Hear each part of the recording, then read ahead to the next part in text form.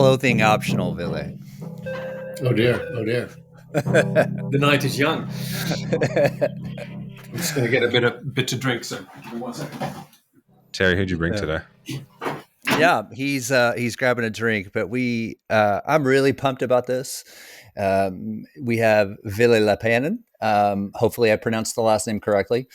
He is joining us from London via Finland. He and his brother, in very short order, have become two of my favorite people. I know I've mentioned that to you, Russ, previously, but he'll tell us why he's special. We'll ask him why he's special, and he'll fill us in on the details. But it's a real treat. How did you find him in the first place? Like, how did you meet Ville? I submitted a video for him to review, and he liked the video, and we met a few times and discussed what's it look like to release a few songs. He told me I was really bad at social media, which is true. And then we kept in touch. So we met through music. That's the answer you were looking for. Ville, are you good at social media? What's social media? No, I'm not. I grew up without it, and and I was happy to do so. But of course, the daily work of working with artists and doing stuff, you have to be aware of what it is. I'm not ever on it. I don't. So. I'm glad you said those words. I'm not personally on it, because I feel like the nut of my question there was, did you feel like Terry was bad by observation or by comparison personally to Terry? I get it. Terry introduced you as basically like the founder and owner of a label and studio. Is that right? That's right. Yeah, I co-own it with my brother Matt, and we've been running the business now for just over 20 years. Kind of depends on how you count, but just over 20 years, 22 maybe. And the answer to the question about social media, I honestly, I can't even remember what it was. I've got this stuff, and usually when people send in music, I try to listen to the music without looking at anybody's social media, because I don't want to be influenced by the number of this or the statistics that are irrelevant to the quality of the music. So I try to listen to the music without any of those sort of distractions in mind. But obviously then thereafter, if you like something, you need to check out what these people are doing online and how they're presenting themselves there, because it's part and parcel of what artists need to do these days. And besides, it's really good. I mean, it's a lovely way of communicating what you've got. So you brought it up, not me, that you've been doing this for 20 years. Are a lot of the artists that you're working with and then trolling their social media pages to evaluate them, are a lot of them younger than you? Well, by a lot? All of them are younger than me. I mean, yeah, of course, yeah. What's it like to interact with people who are, in some cases, just starting out, brand new? I mean, like, are you getting people that this is their second or third go round, or is this their first time interacting with a label? I mean, tell me a little bit about that, and then, like, did you age into dealing with people that were a generation behind you, or has it kind of been like, I don't know? Tell me a little bit about that. I'll unpack that. So I think most people who get in touch with labels and managers, we manage artists as well. So they tend to do it at a point in their careers where they've tried to do it on their own for a bit, and then they realize that nothing's working. It's really difficult.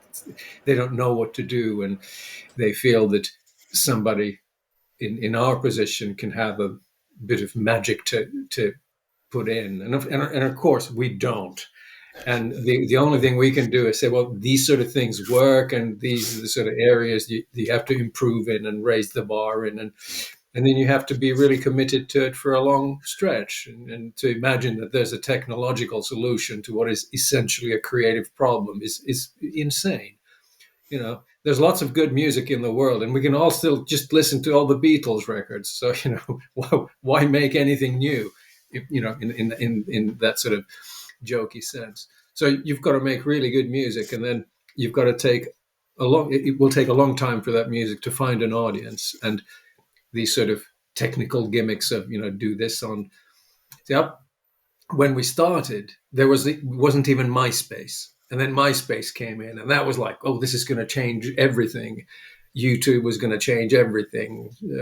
Facebook was going to, Instagram was going to, Snapchat was going to, non-fungible tokens were going to change everything, and now it's TikTok that's meant to change everything. But in reality, it hasn't changed anything in the life of a musician. You sit in a room and you try to come up with good ideas that then get rehearsed, gigged, recorded, and then other people hear them. And most of those ideas, nobody will like very much, because law of averages, most ideas are not very good.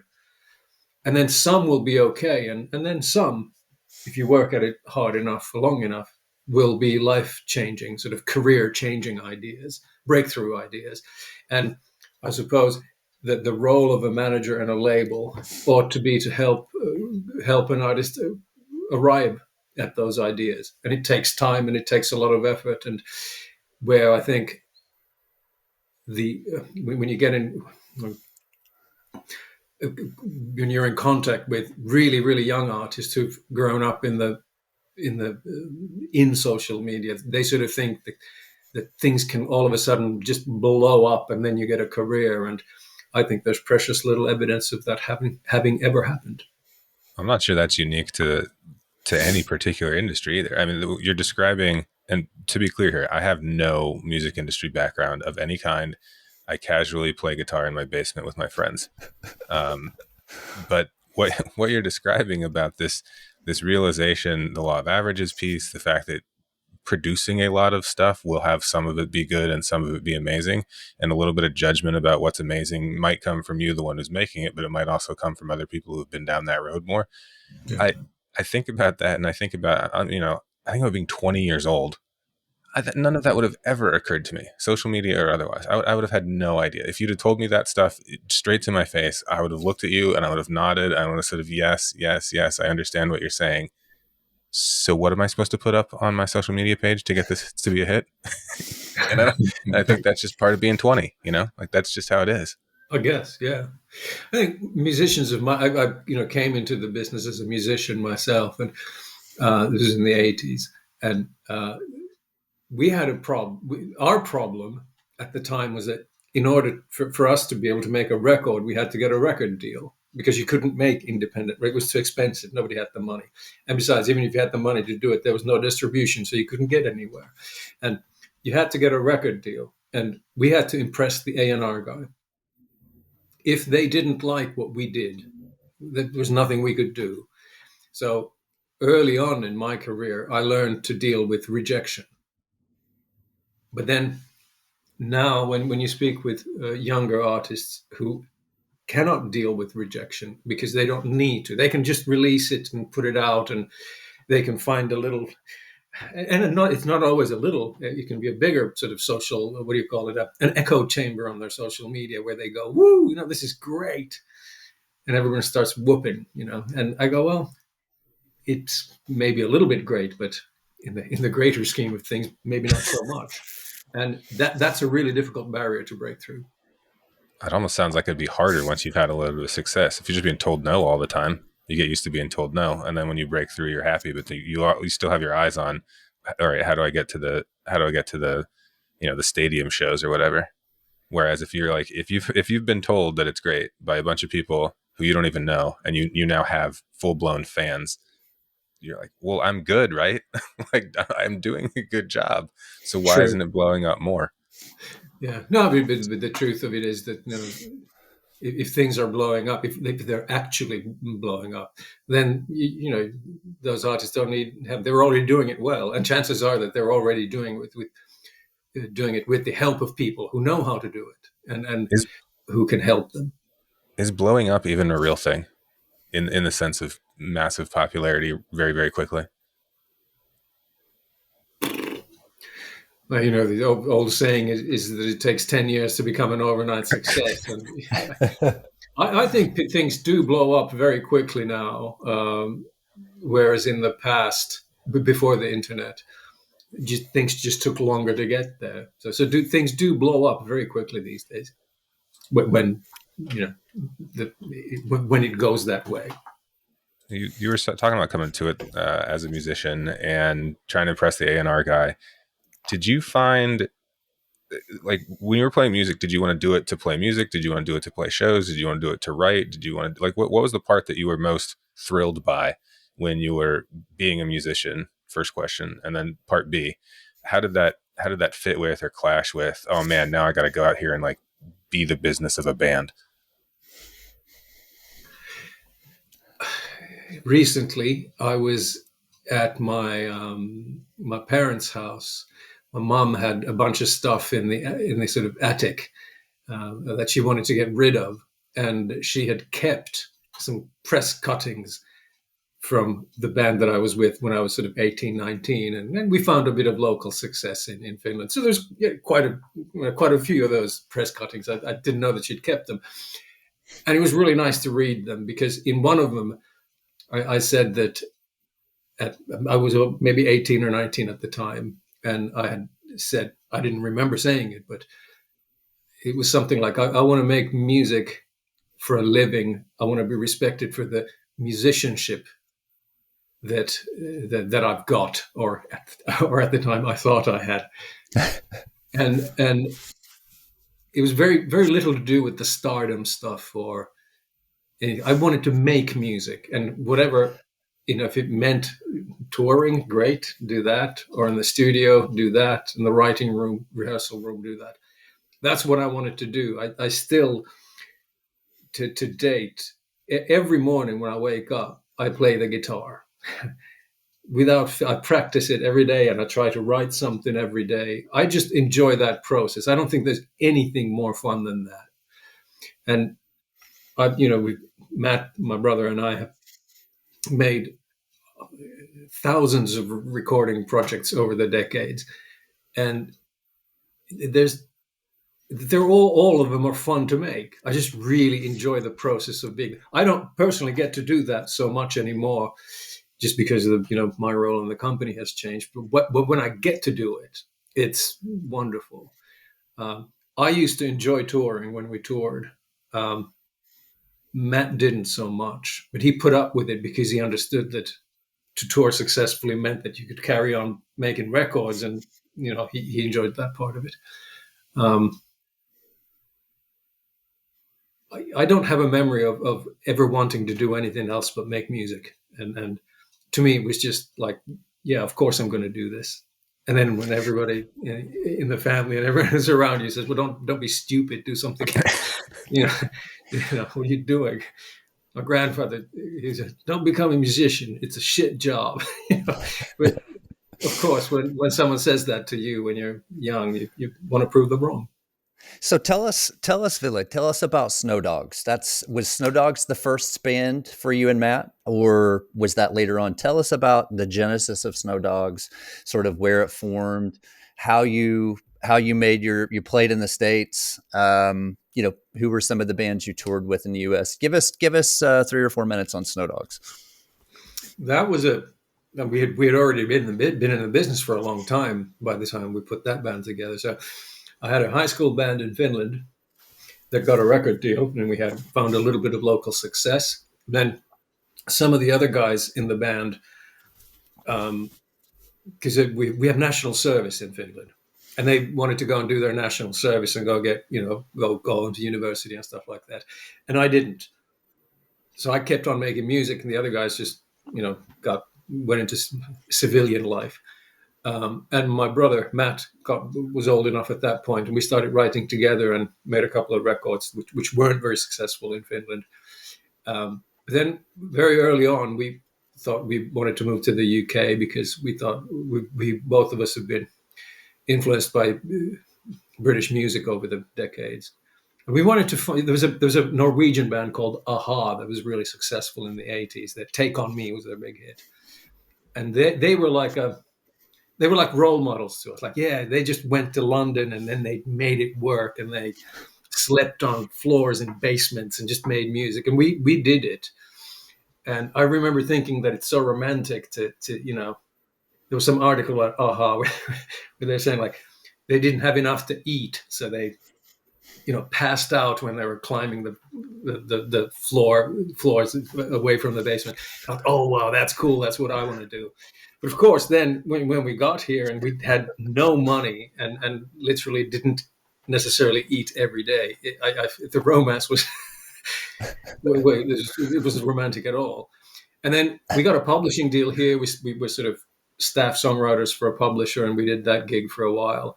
And then whilst in London, we put an ad into Melody Maker or Enemy or one of those, and auditioned some drummers and found a guy and started doing the clubs and started touring. And we got a record deal here in England first. It was with a company called Track Records. It was the relaunching of the legendary Track Records label that had Jimi Hendrix and The Who.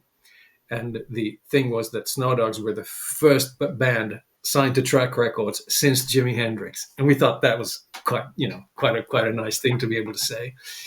And it is. It is, yes. Yeah, I mean, obviously that was PR. Confirmed. Yeah, PR, confirmed. Yeah, it was just a PR phrase, I suppose. And then we started doing stuff internationally. And then by the end of the 90s, there was an American company called Victory Records who heard our music and said that they'd like to do a deal. And then we did that deal and continued up until. All right, so what share to through that whole process of local success, move to London, not eating, what share of your life was music? And maybe this is an obvious question and the answer is just all of it. 100%. I never did anything but music. Even when you're doing music, how do you do music? And I'm like, crap, I don't have any food right now. Does the music stop so that you can go get food? And I know this sounds like very pragmatic, but how do you make it through a day when you still have I want to make music, you still wake up and play guitar, you still have band practice, I assume, you still have shows you got to play, but where does the oh man, at some hour during this day I need sustenance, and that's gonna have to come from somewhere? How does that fit? I've often thought about that. And bear in mind, this is 30 years ago now. So, and you look at things with rose-tinted glasses. But I don't know how we survived. We had a publishing deal, and they paid us an advance, so we could, eke out a little existence on that. And we were doing different sort of session work and production work, just any kind of musical hustle that we could do. There's one time when I played at an Italian sort of pizza place, restaurant, two times 45, and I got paid, I think, 50 quid, 50 pounds for the evening, plus all the pizza that I could carry home with me. And that kept me and my then girlfriend, now Mrs. Leppanen, like, fed. And it was enough. I did 2 of those gigs. But then I got fired from the thing because the restaurateur wanted to hear Italian music, and I was playing, Nirvana and Oasis, whatever was popular at the time. And he sat me down and he says, this would be so difficult if you weren't good, but you are very good, but I'm going to have to let you go. Like, what have I done now? And he says, I want to hear Italian music. And all I could think of was, well, I know the theme song from The Good, the Bad, the Ugly. That's a spaghetti western, right? That will work. but it didn't wash. Without a doubt, they were very, very difficult years then around those sort of times. We literally didn't have anything. But, when you're in the studio every day, and the rule was, we had a home studio. The rule was that you could drink as much tea as you wanted because tea was cheap. But as far as everything else was concerned, there wasn't a lot of it. And I remember I've got a little sister. She's 10 years younger than me. And I think she came to London on a study trip or something. And she burst out crying when she saw us because we were so thin. And, Well, it's not the like love of music.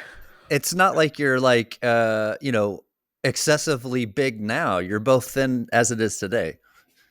And all the abundance and wealth and opulence that you live in now, you're still That thin. we clearly live in now. Yeah, you know, I've never thought there's a. That's the reason I'm relatively thin is that I play a lot of squash, the racket sport, and at my club, squash is in England anyway. I don't know what it's like in the like it's all in the States, but in England it's quite a sort of middle class sport, or has that thing. And at our club, there are lots of people who work in the financial services and like push people. And I was having a drink at the club bar with my friend Matt, who is from Texas, and he's an English language professor in one of the universities here. And he was looking at these bankers and hedge fund managers. Those people are risk takers. I'm an academic. I'm not a risk taker. And then I said to Matt that yes, I'm kind of with you that I'm not a risk taker either. And his jaw dropped. He says, "Let me get this straight. Moving to England to play punk rock wasn't, in your view, a risk." And when you look at it in those sort of terms, of course, it's an insane thing to try. But I really didn't feel that way. I thought it's just natural. That's what I want to do. And so far, so good. I've been able to continue doing it. How steep and severe and deep was your biggest doubt? You're like, oh man, I might have messed up. Specifically to this sort of story arc. I've never felt that. Like every year around this sort of time, I start thinking, oh, it's all going to end. Oh, it's all going to end. And every year for many years now, I've been wrong about it.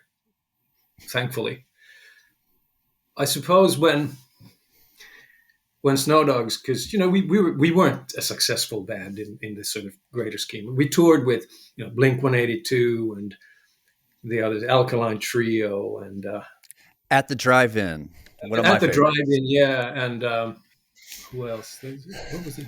The Ataris. They were sort of quite MXPX. Those sort of all the sort of punk bands of that era we toured with, and so it was okay. We were doing all right and touring and making a living at it. But then towards the end of that, there was a period of a year where we already had our own studio at that point, and we were writing these songs and recording a record, and then going off to do a tour, and then we come back, we listen to the record, and we go, "Oh, God, this is terrible," and then we delete the whole thing and start over again. And that process went on for a year. So within a year, we wrote, recorded, and deleted 3 albums worth of material that we just weren't feeling at all. We thought we weren't happy where we were. We wanted to start doing different things, and then we were already a bit older by then. And Matt and I had this conversation and said, "Well, if we're going to keep doing this, we're going to have to start from scratch and go back to playing the shitty stuff and try to get a deal and everything else."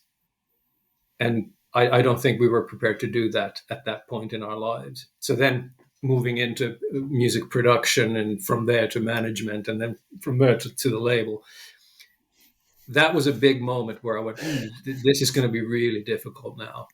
But somehow we muddled through, and all of a sudden, within a year or two, things were looking up. And musically, it was a lot nicer, because all of a sudden we were able to make records and make music with many different types of artists, and not just play the same 12 songs every night. So I enjoyed that musically. I want to make a statement, Ville, and I want to have your opinion on it.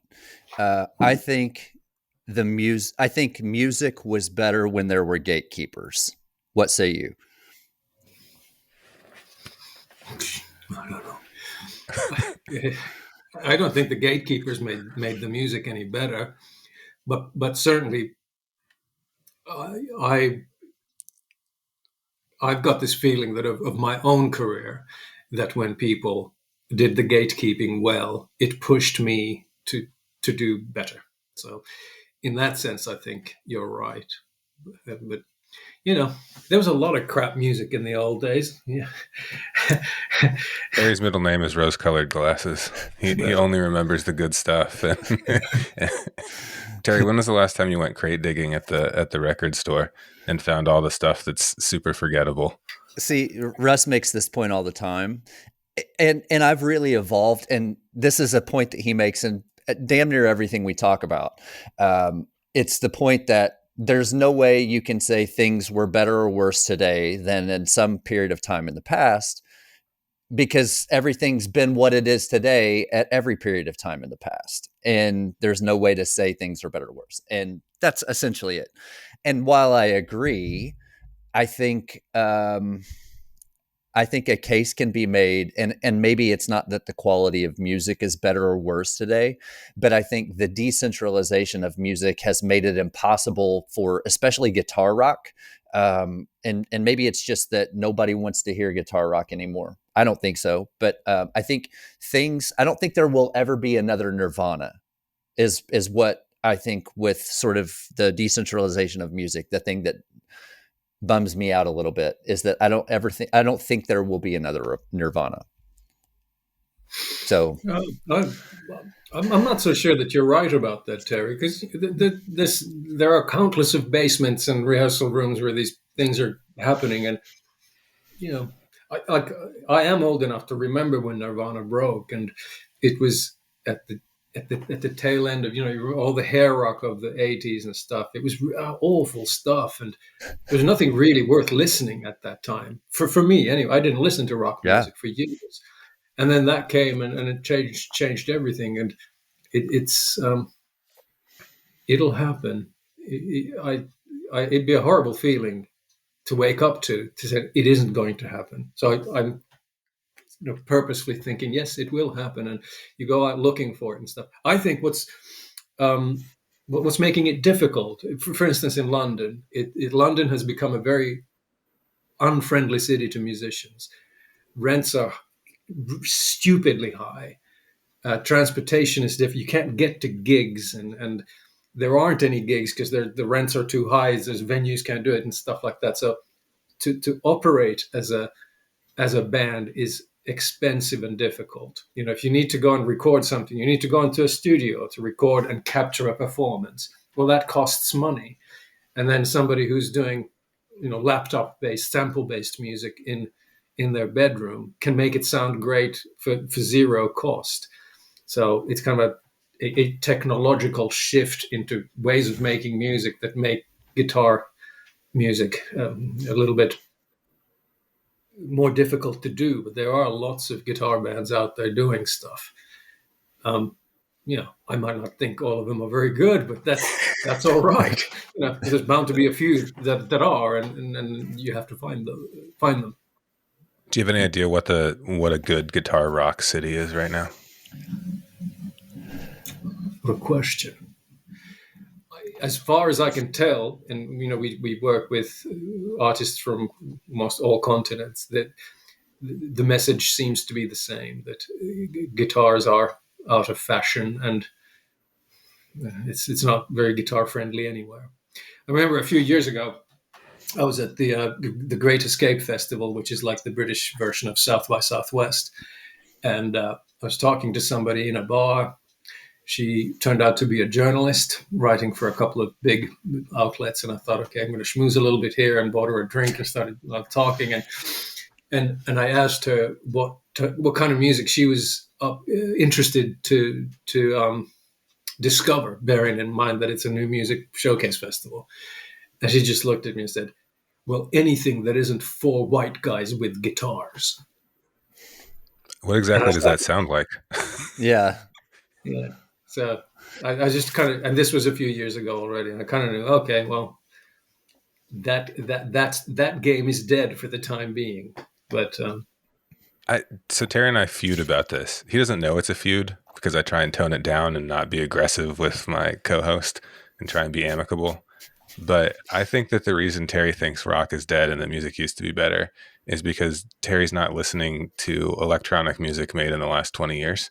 And he's not listening to rap, and he's not listening to like pop electronic music, which is having a massive resurgence in quality. And so No. when you don't see that stuff, it's hard to see where the good stuff is if the trend has So changed. I have to defend my honor here, Please Ville. defend your honor, Yeah. please. I What went say you, through Terry? what say you? It's a new phrase. I went through a 2-year stretch very recently where I listened to nothing with lyrics. Lots of Aphex Twin, lots of DJ Shadow, lots of Fortet. Very, very, very dialed into the electronic scene. All that stuff is old now, but I see your point. Yeah. Anyway, so Ville, culture Can I wise, interject? Can I, before we move on to whatever? Can I Please allow interject? the please Because I allow the think professional to weigh in. because I think one of the reason why rock music is not very popular at the moment is because there's no innovation in the genre. Hasn't been for a decade at least. And if you listen to any pop playlist, like if you put the best pop stuff from the 70s, 80s, 90s, 90s, it all sounds really different throughout the ages. So modern pop music sounds really different to the what pop music sounded like in the 80s. But if you take a guitar band, all of them, or not all of them, but so much of it could be from any decade. And if you, well, I can't think of a rock band that's broken through in the last decade or 15 years that has actually innovated the genre in any way. what do you do? So that's a great point, Learn a to play. fantastic point. Is it skill? Is it more notes? Is it better chords? Is it tone? Is it more asynchronous rhythm patterns? Like what is innovation in guitar rock? Well, innovation in music. Let's not just talk about guitar. You can Sure. play the guitar in many different ways, and like any instrument, you can play and choose what inversions of chords you use and what syncopation, all that business. I just think that it's stuck in the past, and that's why when kids talk about rock music, they still talk about Nirvana. Well, that stuff is 30 years old, and there Yeah. should have been something newer and better and more exciting by now. Chili Peppers and Foo Fighters are still like touring massive, the kids, the grown-ups, everybody loves those if you like rock music. And I'm like, oh yeah, I remember the Red Hot Chili Peppers greatest hits album from 1991. My friends who are in their 20s are like, I haven't heard any of these songs ever, and I'm a huge Red Hot Chili Peppers fan. Yeah. That's it. Yeah. But the piano went out of style too. The Compare piano. the analogy, yeah, meaning every kid was taking piano lessons because they had to, and part of being a well-rounded person was being able to play the piano. And then things like recorded music put a huge took a huge chunk out of, if I want music, I'm going to go to Terry's house and listen to Terry or Terry's daughter play the piano. And now I can gather around the phonograph instead, or gather around the AM radio instead. Oh, I So a see. I lot of got this it. stuff Yeah, is yeah, technical. yeah. A lot of it's technical, My not mom made cultural. me take. My mom made us take piano lessons, and we hated it. I did piano from the age of 5, Yeah. and towards my teens, when I started rebelling against it, she said, "There will be a day when you'll be thankful for me making you do this." And I'm still waiting for that day to arrive. I thought you were going to go the other direction and say, and now I'm a successful person who needs those piano skills most days. Well, But his that I do. That's true. That I do. and his brother is a very talented pianist. Or at least it works well in the studio. I have a question for you, Ville, about culture, and you've experienced it from many different perspectives. Um, two-part question is what, from a culture standpoint, sort of switching out of music for a few minutes, but just from a general culture standpoint, you obviously feel at home in the UK now. You've been there for a long time, but you've lived in a number of places. The first part of this question is what makes you feel at home because you've had to acclimate to multiple different places from a culture standpoint. What makes you feel at home? And then a second part of that question is how much of we're very egocentric in America. We think, and maybe rightfully, maybe wrongfully, but we think that our culture is the global culture. And having been, from your perspective, having been in multiple different places, is that the case? How much American culture actually makes it into where you are in other places?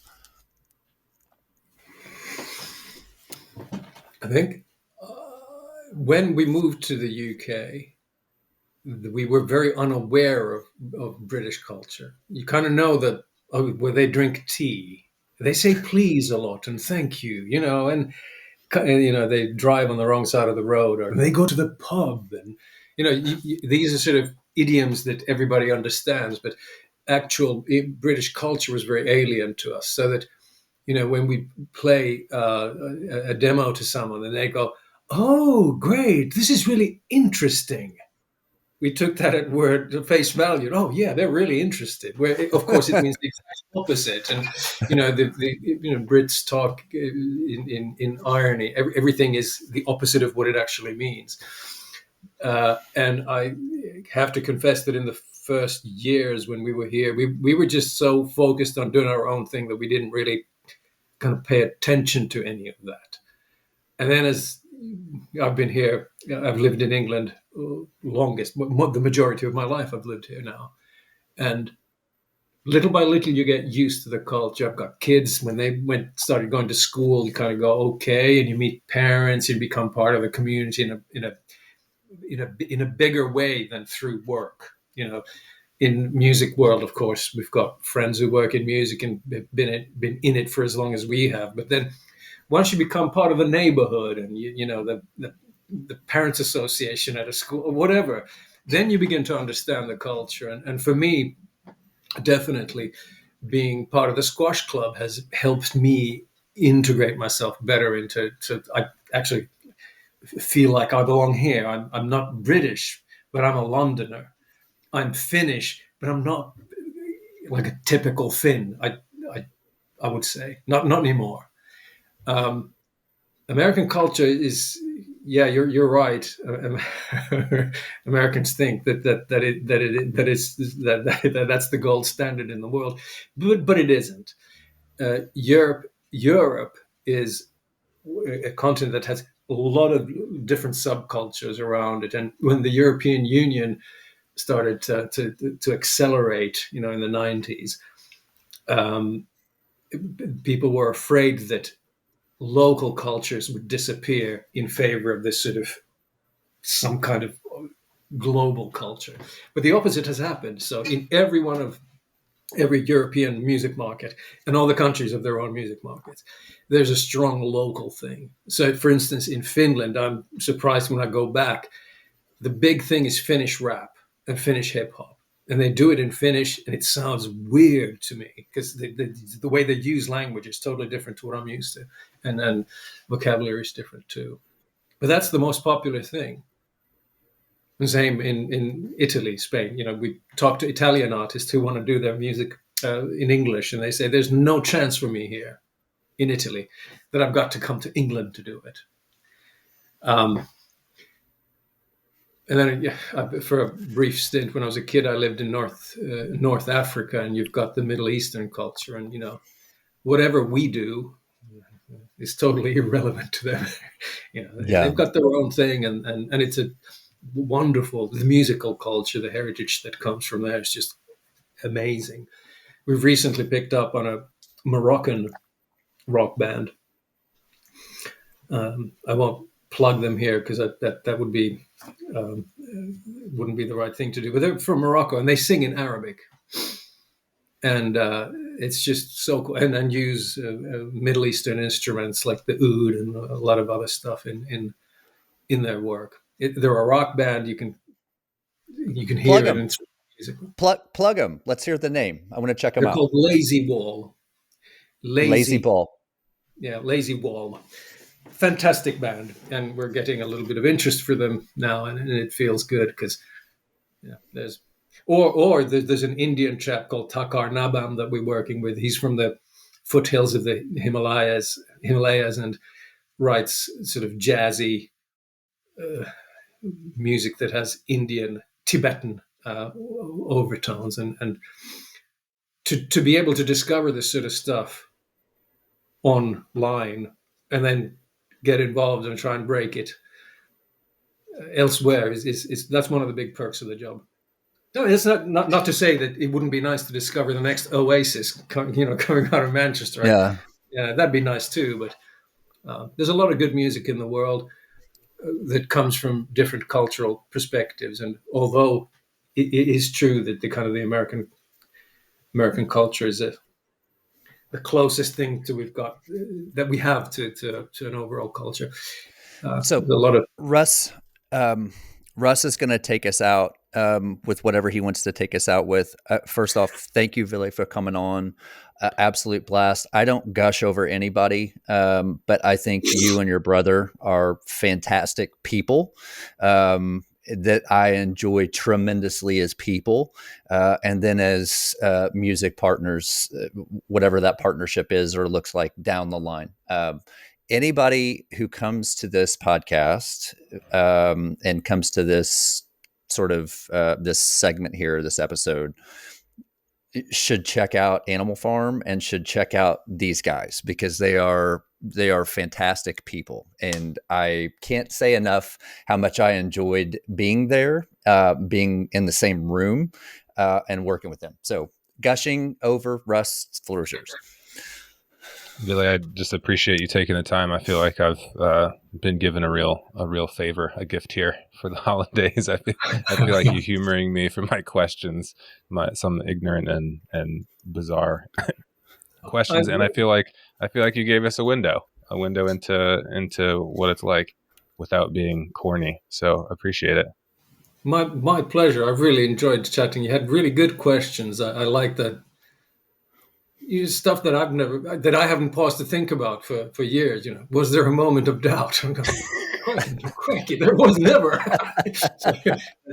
Or, yeah. I'm going to close on this. The way you described squash was exactly the same here. Squash. It's the same all over. See you next time, everybody. Go play your squash. Enjoy. Thanks, guys. Hold on just a minute, Ville.